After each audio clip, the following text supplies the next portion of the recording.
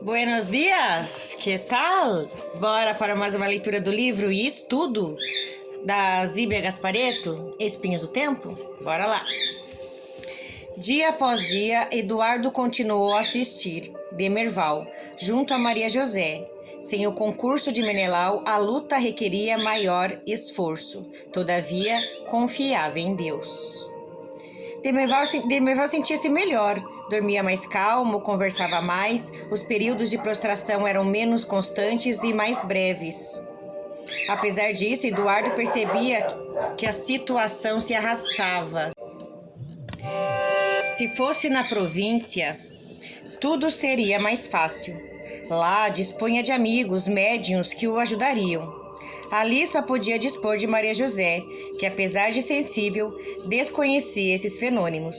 Sempre que se oferecia ocasião, orientava. Entretanto, sentia que precisava de mais. O que fazer? Não tinha outro recurso senão pedir. Orou e pediu a Deus que o conduzisse, inspirando-o e mostrando o que fazer para ajudar Demerval. Uma tarde, quando oravam no quarto de Demerval, enquanto ele recaía no sono costumeiro, Maria José estremeceu. Seu rosto transformou-se em expressão serena. Os lábios abriram-se em um doce sorriso. Olhos cerrados e com voz um pouco modificada, ela começou. Deus os guarde. Continuemos em oração. Nosso doente está sob a assistência de Jesus e seus mensageiros. Guardemos ampliar os recursos de auxílio. Se quer aliados, deve conquistá-los com amor.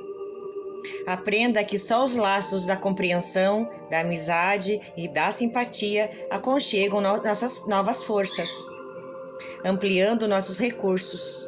Medite e encontrará a resposta que procura. Esteja atento. Deus mostrará o caminho. Jesus esteja com todos. O silêncio que se fez enquanto o ambiente permanecia agradável e calmo, Maria José perguntou: por que hoje foi diferente? Sente-se bem? Muito bem. Parece que ainda estou flutuando. Não queria que essa sensação terminasse. Nunca me senti tão bem. O que mudou? Em vez de se aproximarem de você espíritos infelizes, hoje veio um espírito iluminado. Ela estremeceu.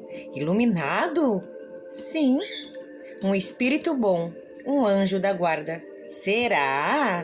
Não tenho santidade para isso. Seu rosto coloriu-se de rubor, lembrando-se de Menelau. Nenhum de nós ainda tem. Acredita que por isso Deus nos deixaria órfãos? Sua misericórdia é tão grande que permite o auxílio dele sempre. Ela estava impressionada. Agradeçamos a Deus por essa ajuda, aconselhou Eduardo comovido. Maria José curvou a cabeça e começou a orar. Quando deixaram o quarto, Zefa estava no corredor. A negra não via Eduardo com bons olhos. Naquele instante, ele percebeu que ali poderia estar a causa da mensagem. Como não pensara nisso antes? Ela o odiava por excluí-la do convívio habitual com a Sinhá. Tinha isso como descaso. Para ele, era como se ela não existisse. Maria José exaltava-lhe as qualidades. Por que não torná-la uma aliada? Né? No dia imediato, na hora da prece no quarto, quando a negra Zefa já ia saindo, Eduardo se dirigiu a ela. Hoje você fica. Como o senhorzinho Menelau não está precisando de mais alguém, vai nos ajudar a rezar pelo seu senhor. Zefa ficou de pernas bambas, não esperava. Se por um lado sentia-se valorizada e aceita, o que lhe alimentava a vaidade, por outro teve medo, e se descobrissem tudo, o primeiro impulso foi de fugir. Não sou de valia, murmurou humilde. Mas quer bem a sua sinhá, tornou Eduardo com voz firme. Isso sim, a sinhá bem sabe. Então deve querer que seu senhor fique bom, para que tudo volte a ficar em paz. A negra prastenejou. Claro, senhor Eduardo, quero ver a sinhá feliz. Ela não pode ser feliz enquanto ele não estiver bem. A negra fez um muxoxo, porém assentiu cordada. Sim, senhor. Venha sentar-se aqui nesta cadeira ao lado da cama. Apesar do medo, a negra estava agradavelmente surpreendida. Na cadeira, feito branco, temerosa, cocorou-se aos pés da cama, justificando. Senhor Eduardo, me perdoe, mas eu não tenho jeito aqui mesmo, tá bem. Eduardo olhou para Maria José, que estava admirada, e ela compreendeu seu olhar. Venha, Zefa, senhor Eduardo ordenou, obedeça. Ele lhe tomou a mão e com delicadeza sentou-se na cadeira. A negra, tensa, porém radiante, sentou-se na pontinha, olhos brilhantes e emocionada. Depois de os três acomodados, Eduardo fez uma prece e pediu pela saúde de Demerval. Vamos, Zefa, solicitou ele. Pense em Deus e ore por ele. Zefa fechou os olhos e mexia os lábios rezando. Maria José sentiu vontade de rir, porém dominou-se. A negra pensava. Vou fingir que tô rezando, não quero que o senhor fique bom de novo. Vai judiar da minha sinhá.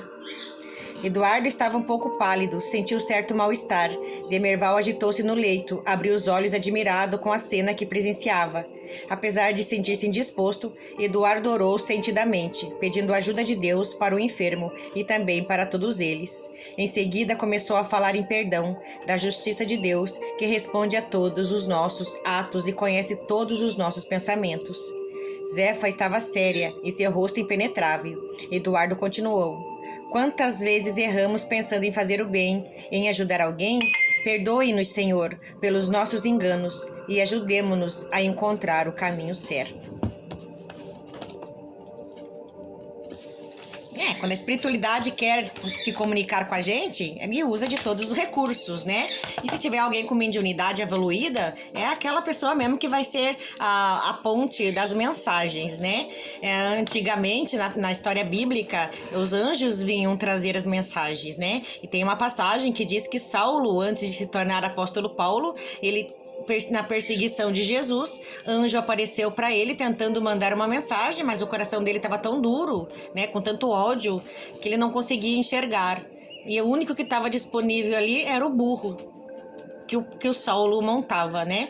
E foi naquele burro mesmo que o anjo encostou e esse burro passou a mensagem que Paulo, né, que Saulo, depois que se tornou Paulo, conseguiu saber a mensagem de Deus. Então Deus, ele usa todo tipo de recurso. Por isso não existe religião errada. Existem pessoas erradas dentro de religiões. Mas todo o caminho leva a Deus. O anjo do Senhor precisou, ele não podia sair dali sem entregar a mensagem para o Saulo. E só estava o Saulo, o burro que carregava ele e o anjo.